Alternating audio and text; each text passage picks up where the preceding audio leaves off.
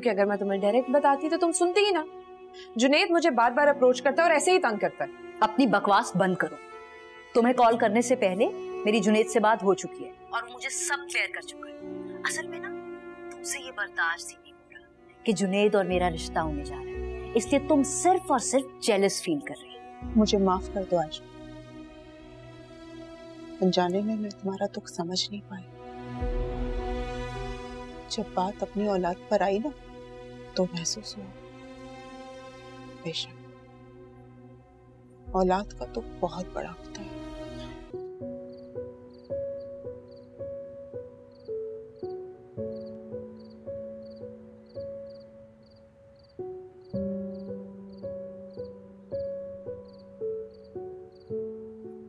मैंने आपको बहुत तकलीफ पहुंचाई है अब्बू, प्लीज मुझे माफ कर दें।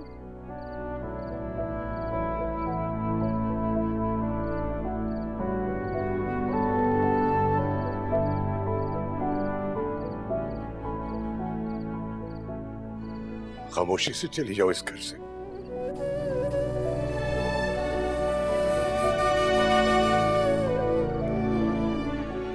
अपना गुस्सा खत्म कर दे और मेरी खुशी में खुश हो जाए, ये समझ के कि शायद मेरी किस्मत में जुनैद के साथ जिंदगी गुजारना लिखा था।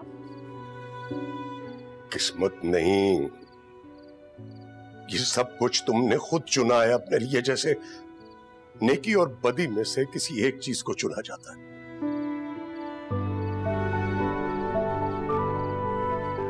अपने बुजुर्गों का दिल दुखा के, माँ बाप को अज़ियत देकर, बदतमीजी करके। अबू प्लीज प्लीज मुझे माफ कर दे और मेरे सर पे हाथ रख के मुझे रुखसत कर। तुम्हारे सर से तो मेरा हाथ उसी दिन उठ गया था जिस दिन तुमने दुनिया के सामने हमें रुस्वा किया था। तुम चली जाओ यहां से, दोबारा इस घर की चौखट पे कदम मत रखना। मर गई हो तुम हमारे लिए, मर गई हो।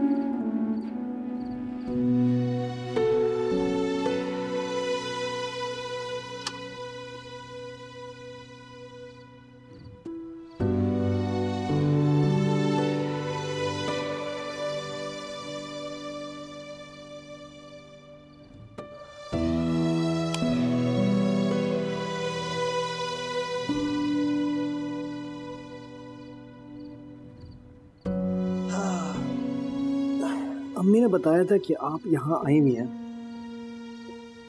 मैंने सोचा मैं आपसे बात कर लेता हूँ। थोड़ी देर और रुक जाओ, अभी तो आई थी।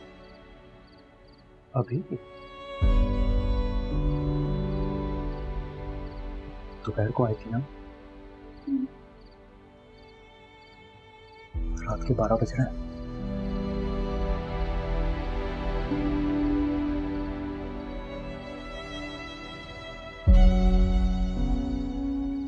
कैसे गुजर गया पता ही नहीं चला। शायद जिंदगी भी इसी तरह गुजर जाएगी। कैसी बातें करती हैं आप? चलिए उठिए, आपने कुछ खाए भी नहीं होगा ना? पता, उठिए अम्मी और रोहिना भी आपका इंतजार कर रही हैं। आइए।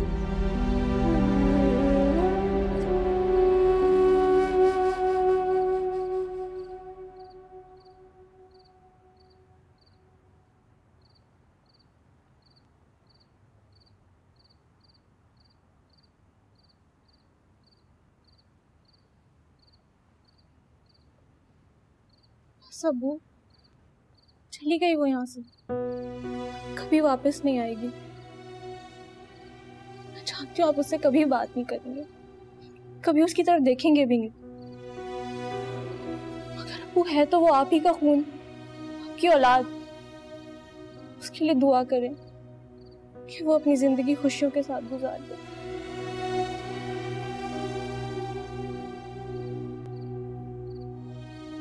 मेरी दुआ का रास्ता सिसकती हुई मां की बददुआ रोक लेगी,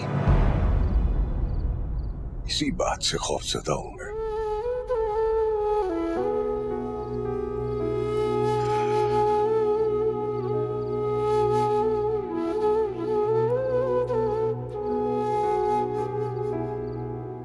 आज तुम जिस जिम्मेदारी में बंधे हो इसे अच्छे से निभाना। ये घूमना फिरना, आवारागर्दी करना बंद हो जानी चाहिए। दोस्त यार, गर्लफ्रेंड्स बनाना आज के बाद सब बंद।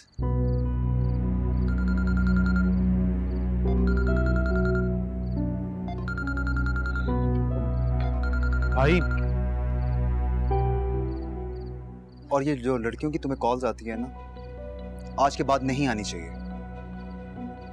ओके, फोन तो सब नंबर ब्लॉक कर दो। देखो जुनैद, अपनी जिंदगी को खुशगवार गुजारो, जहन्नुम मत बनाना। और शादी की ही इसीलिए जाती है कि इंसान की जिंदगी ट्रैक पर आ जाए। आज के बाद अगर मुझे तुम्हारी एक भी शिकायत मिली ना, तो देख लेना तुम्हारे साथ बहुत बुरा होगा। जी।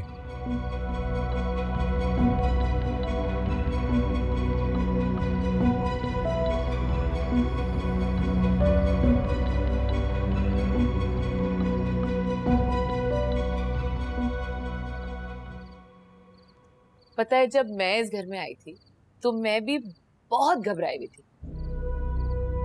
जबकि ये मेरी खाला का घर है। फिर भी एक अजीब सा खौफ था मुझे कि शादी के बाद पता नहीं कैसी होगी जिंदगी, जिम्मेदारियां। और अबीर, तुम सुन रही हो? जी। मैं ये कह रही थी कि अब ये जिंदगी सिर्फ तुम्हारी नहीं बल्कि जुनैद के साथ जाके जुड़ गई।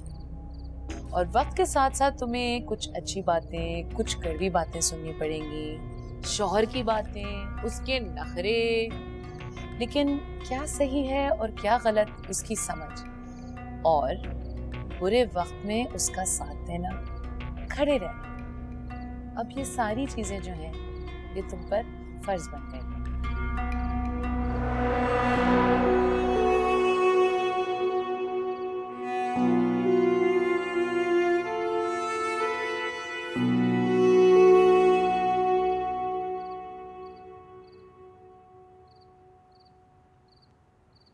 कौसर, जी माँ, बोल दे, जो भी दिल में है वो कह दो। मुझे मालूम है कि मुदस्सर का दिल कितना भी अबीर के लिए सख्त हो जाए,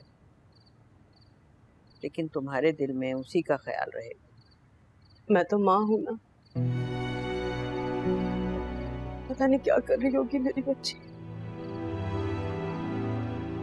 नए लोग हैं, नया माहौल है, क्या सोच रही होगी वो। हाँ, ये वक्त तो हर लड़की के नसीब में लिखा है, लेकिन अबीर जैसी लड़कियों का बस अल्लाह ही हाफिज है।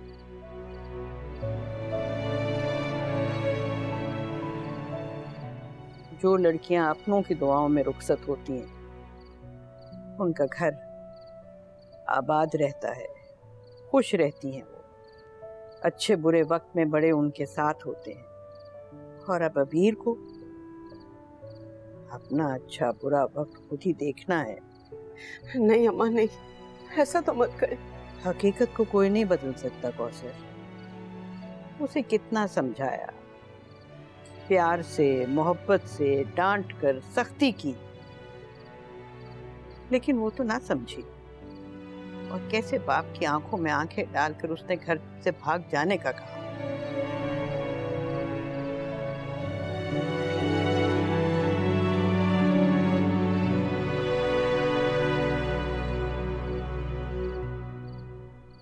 नामुमकिन बात है कौसर, लेकिन मैं फिर भी कहूंगी, अबीर को भूल जाओ। उसके गम में अपने आप को खत्म करने से बेहतर है अपनी दूसरी बेटी फलक पर ध्यान दो। अल्लाह उसके नसीब अच्छे करे। वही सचमुच इस औरत की बदुआ मेरी बच्चे की जिंदगी को जहन्नुम न बना दे।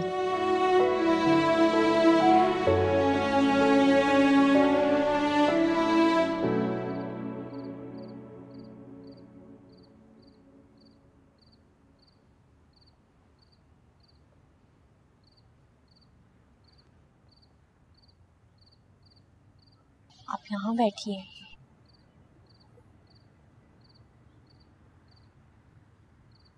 क्यों भेजा था फान को मुझे लेने?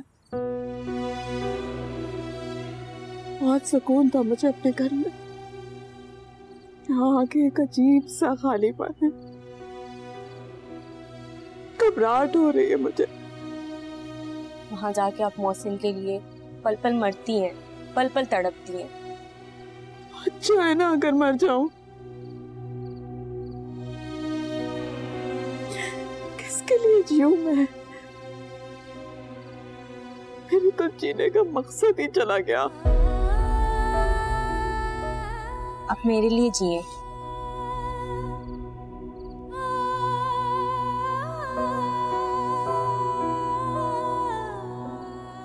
तुम भी तो एक जिंदा लाश नजर आती हो ना।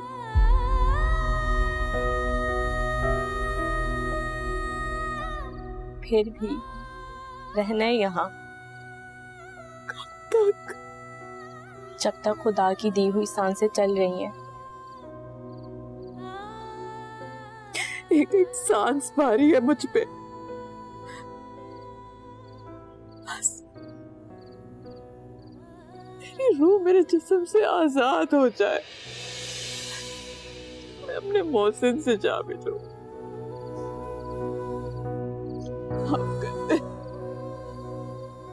माफ कर दे मेरे अल्लाह, मुझे माफ कर दे।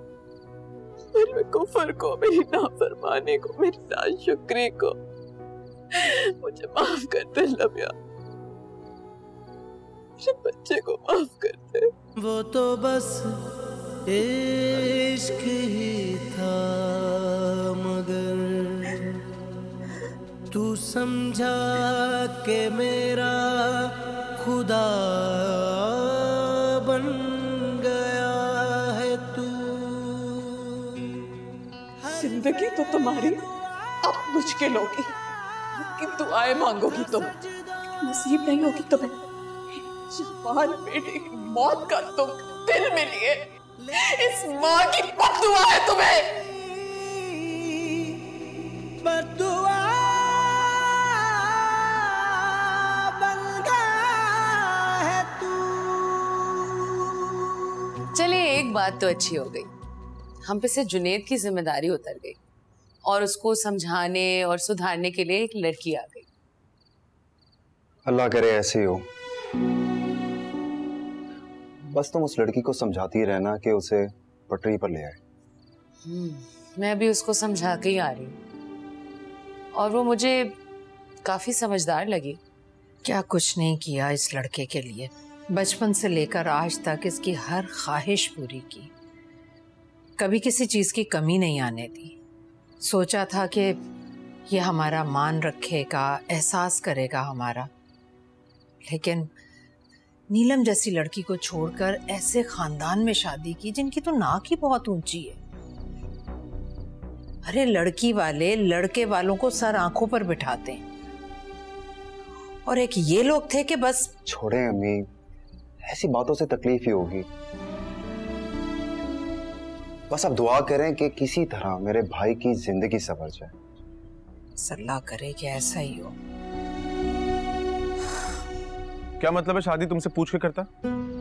तुम हो कौन? बीवी नहीं हो मेरी, गर्लफ्रेंड हो। और हो नहीं थी। आज के बाद मुझसे कोई राब्ता नहीं रखना। क्या क्या क्या?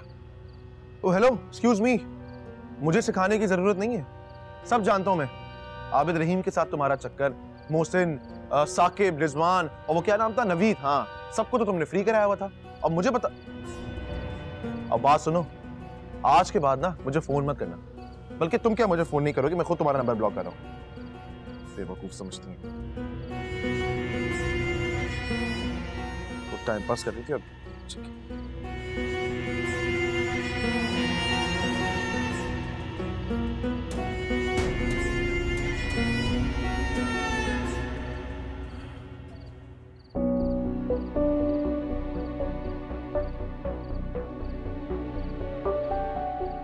अपना गुस्सा खत्म कर दे और मेरी खुशी में खुश हो जाए, ये समझ के कि शायद मेरी किस्मत में जुनैद के साथ जिंदगी गुजारना लिखा था।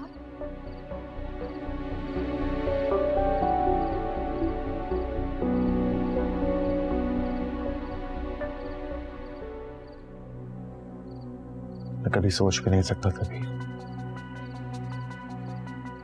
कि तुम जैसी खूबसूरत हसीन लड़की मेरी जिंदगी में आएगी और हमेशा के लिए मेरी बन जाएगी। हमारी मोहब्बत सच्ची थी जुनैद, इसलिए इतनी मुश्किलों के बावजूद किस्मत में एक होना लिखा था। मेरी मोहब्बत हमेशा तुम्हारे लिए रहेगी, कभी मुझसे दूर नहीं जाना। हमेशा इसी तरह मोहब्बत करते रहना जैसे आज करते।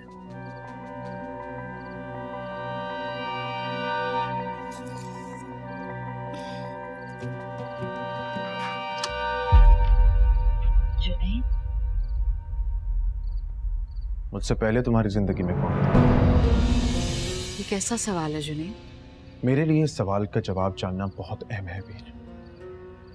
जो लड़की आज मेरी बीवी बनी बैठी है, अगर मुझसे शादी से पहले वो किसी और लड़के से मोहब्बत करती थी तो ये बात मेरे लिए नाकाबिले बर्दाश्त हो जाएगी। सच सच बताना।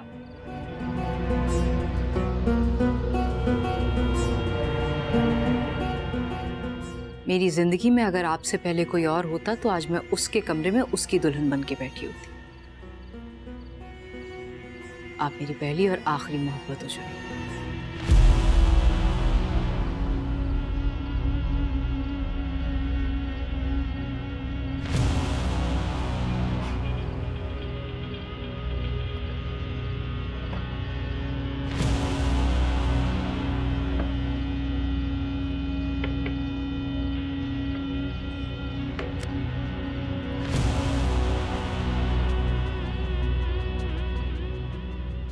ये तोहफा तुम्हारे लिए। बहुत खूबसूरत है। अपने प्यार की जंजीर से मेरी रूह को कैद तो कर ही चुके थे, और ये तोहफा भी बहुत अच्छा है। तुम्हारी बातें बहुत खूबसूरत हैं, बिल्कुल तुम्हारी तरह।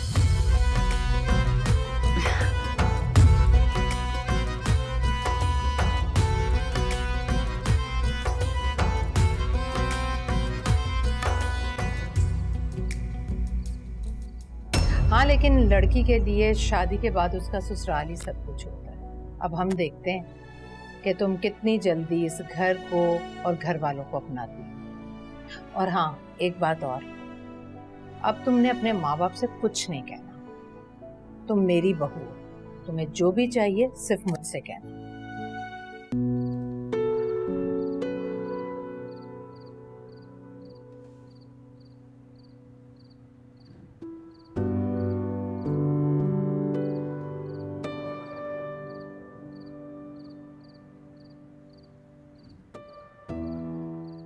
नींद नहीं आ रही है ना आपको? कुछ कहा? परेशान है क्या? नहीं, नहीं तो फिर इस तरह से गुमसुम बैठे हैं, क्या सोच रहे हैं? कुछ नहीं, वो कल काम पे जाना है ना, उसी के मुताल्लिक। झूठ मत कहें। तुम भी काफी थक चुकी हो, बड़ी अज़ियत से गुजरी हो, आराम कर लो कुछ। मुझे तो आराम आपको खुश और सुकून में देखकर मिलता है। खुशी और सुकून शायद बाकी की जिंदगी में सुनने को ना मिले। क्या हुआ? लगता है सारा कसूर मेरा है। अगर मैं आपकी सख्तियों की पाबंद रहती ना, शायद आज हालात बहुत मुख्तलिफ होते। हाँ, मैं अक्सर तुमसे कहा करता था कि सब तुम्हारी वजह से हो रहा है, तुम्हारी ढील का नतीजा है। उससे मैं और भी पता नहीं क्या क्या कह जाता था मैं तुम्हें। फिर मैंने फलक के दिल में माँ बाप के लिए इज्जत, प्यार, फिक्र, एहसास जब देखा, फिर मैंने सोचा कि किसी शख्स की खुदगर्जी और जाती अमल में तुम्हारा तो कोई कसूर नहीं। स्टीव, आइंदा मेरे सामने सर मत झुकाना। देखो, मैं एक बाप हूं, बेटा हूं, शौहर हूं, लेकिन मैं जालिम नहीं हूं। आप बहुत अच्छे हैं मुदस्सिर। तुम्हारी नजर में अच्छा हूं ना, लेकिन अपनी एक बेटी की नजर में तो मैं बहुत ही जालिम बाप हूं। तुम्हें पता है कौसर, ये हम मर्द जो है ना, ये हम अपनी बेटियों, अपनी बहनों, अपनी माओ के लिए ना बहुत हसास होते हैं, क्योंकि वो जब बाहर जाती है ना, लोगों की बातें सुनती हैं, पता नहीं किस किस नजर से वो देखते हैं। उन्हें बचाने के लिए हमें थोड़ा सा सख्त होना पड़ता है। ऐसे लोगों से हमारा क्या लेना देना? हमारा क्या कसूर? कसूर नहीं, बदनसीबी है। औरत के लिए मुआशरा ही इतना खराब हो चुका है कि जहां वो सुकून से सांस लेना चाहे तो उसे सांस भी ना लेने दे। झूठ और फरेब से गुमराह करने वाले लोगों से बचाने के लिए हमें सख्ती करनी पड़ती है। यही बात मैं अबीर को समझाना चाह रहा था। तो आप उसे मौका दें, कल जब वो घर आएगी ना तो। हरगिज नहीं, अब वो यहां नहीं आएगी।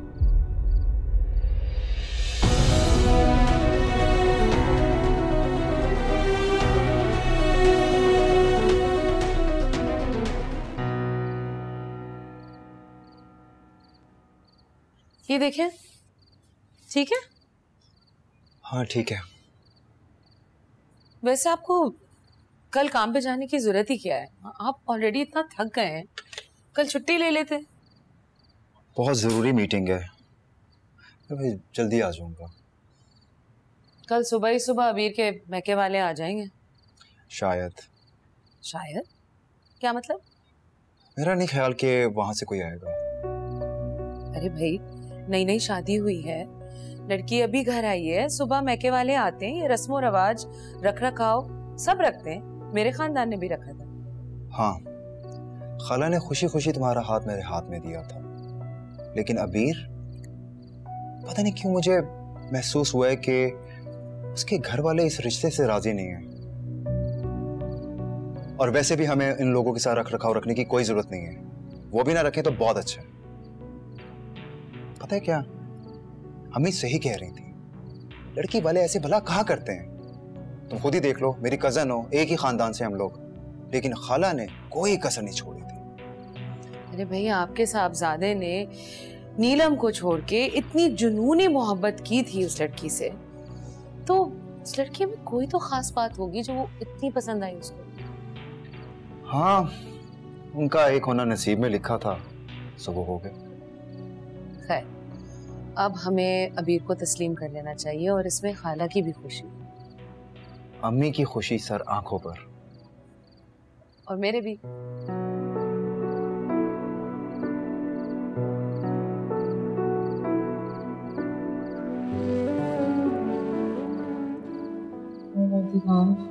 बेशक तो हर चीज पर कादिर है, बड़ा रहमान और रहीम है, तो अपने बंदों को माफ कर देने वाला है। मोहसिन के गुनाह को बख्श दे या परवरदिगार मोहसिन के गुनाह को बख्श दे, उसे हर तरह के अज़ाब से अपनी पनाह में रखना या मेरे खुदा।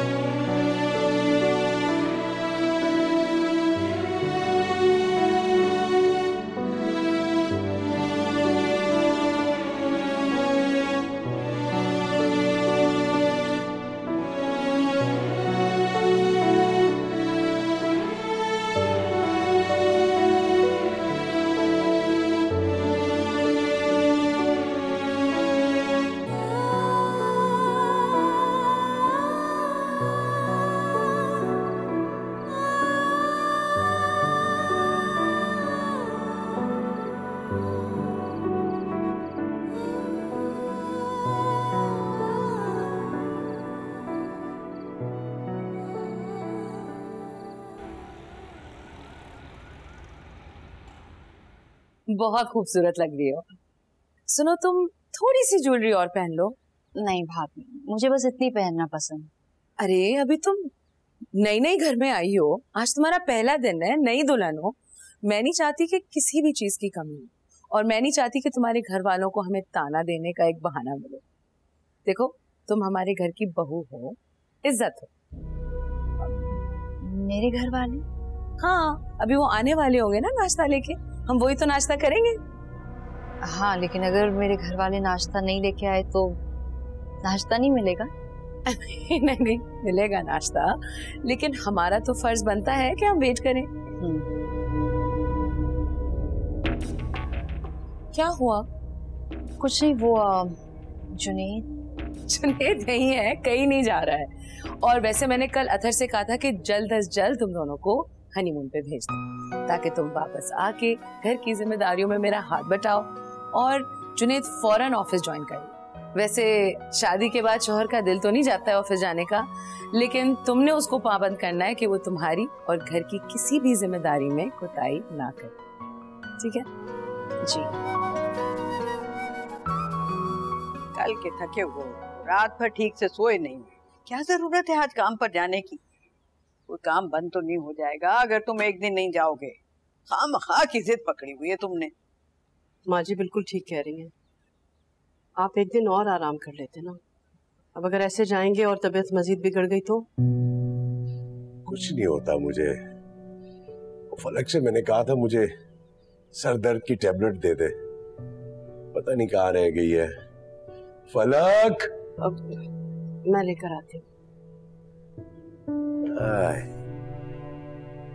बेटा हालत देखो तुम अपनी। अम्मा, बस मैंने कह दिया ना, आज तुम घर के बाहर कदम नहीं निकालो, बस कह दिया मैंने।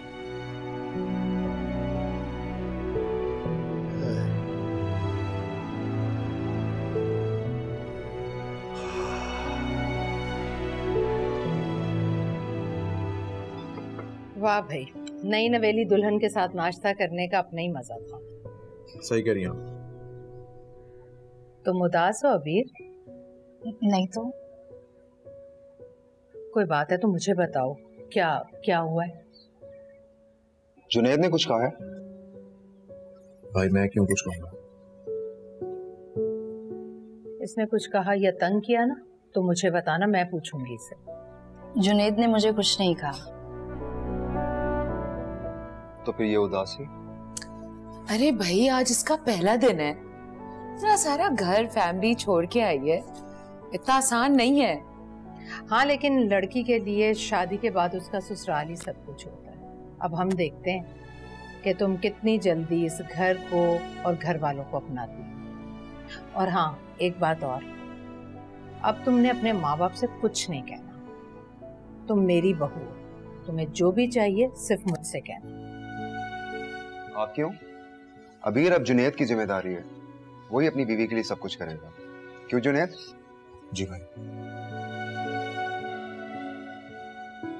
एक काम करो, इसके घर वाले यहाँ आए, जहमत करें, तुम क्यों नहीं इसको जाके मिलवाओ? हाँ, नाजिश बिल्कुल ठीक कह रही है। ऐसा करो, तुम ले जाओ अबीर को इसके घर।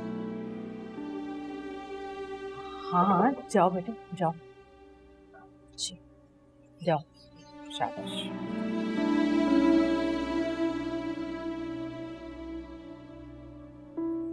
अम्मी, आपने बहुत अच्छा किया कि उनको रोक दिया और जुनैद को भेज दिया। हाँ, और मैं नहीं चाहती कि इसके माँ बाप इस घर में कदम रखें। लेकिन आपने तो कहा था कि अब हमें अबीर को दिल से। हाँ, कहा था, अबीर के लिए कहा था। जिस तरह से जुनैद ने जिद करके अबीर से शादी की है, अगर हम अबीर के साथ जरा सा भी सख्त रवैया रखेंगे तो ये जुनैद बर्दाश्त नहीं कर सकेगा। और मैं अपने बेटे को खोना नहीं चाहती।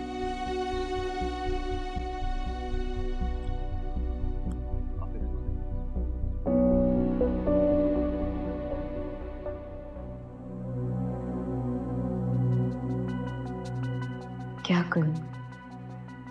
अब्बू तो मेरे साय को भी उस घर के नजदीक बर्दाश्त नहीं करेंगे, और ये लोग मुझे वहां जाने का कह रहे हैं। फलक को कॉल करके वहां की सिचुएशन पता करती हूँ।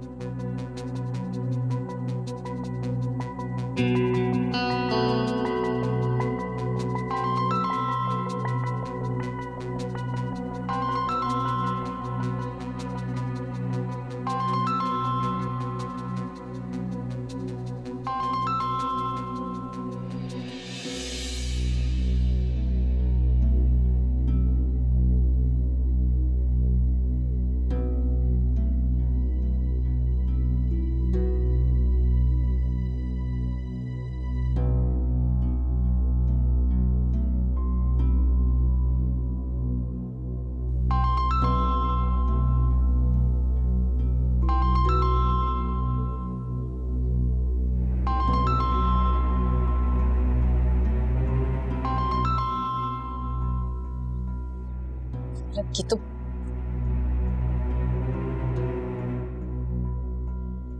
अम्मी को फोन कर। नहीं, अगर अब्बू के साथ हुई तो एक नई मुसीबत में फंस जाऊंगी।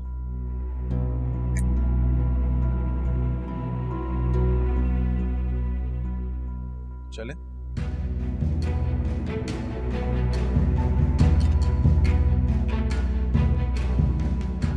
सर, आज मैं ऑफिस नहीं आ सकूंगा, मेरी कुछ तबीयत ठीक नहीं है जी। अगर कोई जरूरी काम हुआ तो मुझे बता दीजिएगा। बहुत शुक्रिया, खुदा हाफिज। मैं देखती हूँ।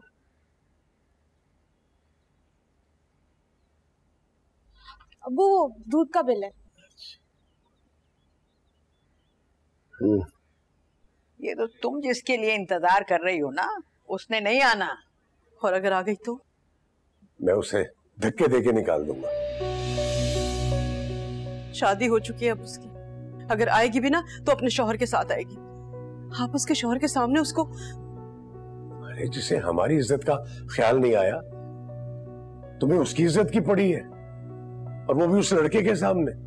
आपने जैसे तैसे उस लड़के के साथ उसकी शादी कर दी। मैंने कुछ नहीं कहा, एक लफ्ज नहीं बोली। आपने कहा कि वो इस घर में कदम नहीं रखेगी, मैंने तब भी कुछ नहीं कहा, खामोश रही। लेकिन खुदा के वास्ते मेरी अबीर के ससुराल में उसकी इतनी इज्जत तो रहने दे कि चैन और सुकून से वो अपनी जिंदगी गुजार सके। जिंदगी जैसी भी है, जिस तरह भी है, उसने खुद गुजारनी। इसका मतलब ये है कि आपकी नजर में मेरी बात की और मेरी कोई अहमियत नहीं है। कैसी बातें कर रही हो कौसर मेरे साथ? आप मेरी एक बात मान लीजिए, मैं आपकी हर बात मानने को तैयार हूँ। बस मेरी अमीर की जिंदगी को अजाब बनने से बचा लीजिए। मैंने आज तक आपकी जितनी भी खिदमत की है ना, उसके बस, या फिर मेरा हक महर समझ कर इसे इजाजत दे दीजिए।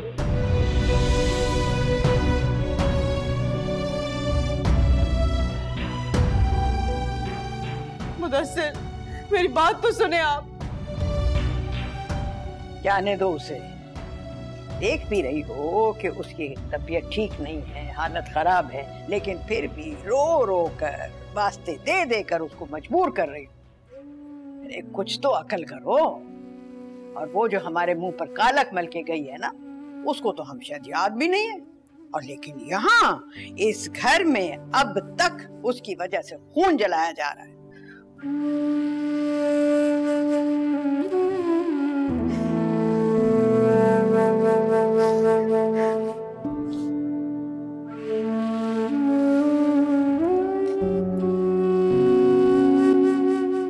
उनका एक बेटा ऑस्ट्रेलिया में पढ़ता है और बेटी ने MBBS किया हुआ है।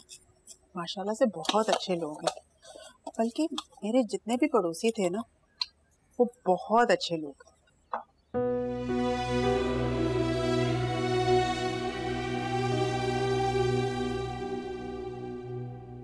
क्या हुआ? कहाँ खो गई? भाभी, मैं रोहिना के बारे में सोच रही थी। अभी मुझे फिक्र है कि कहीं घर में बैठे बैठे वो किसी डिप्रेशन में ना चली जाए। तुम उसकी फिक्र नहीं करो, यूनिवर्सिटी खुल जाएगी ना तो वो खुद ब खुद मसरूफ हो जाएगी। नहीं बात, मुझे नहीं लगता कि उसे पढ़ाई में कोई दिलचस्पी होगी और ना ही जिंदगी में कोई दिलचस्पी होगी। मुझे फिक्र है कहीं वो मौसम की यादों को लेकर खुद को खत्म ना कर ले। भाभी,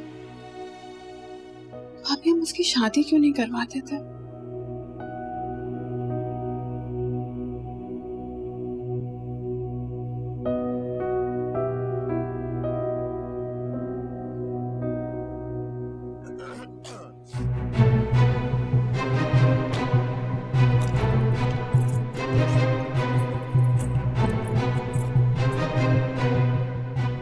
तुम्हारा ही घर है ना, चलो। हम अंदर नहीं जा सकते जुनैद। क्यों? अंदर क्यों नहीं जा सकते? वो अब्बू मेरे पे बहुत गुस्सा थे, कहीं वो आपकी भी बेइज्जती ना कर दें। मेरी बेइज्जती करेगी? तुम्हारे अब्बू? सारी बात समझा दूंगी, कहीं वो हमें देख ना ले। अभी इस वक्त आप यहाँ से चलो।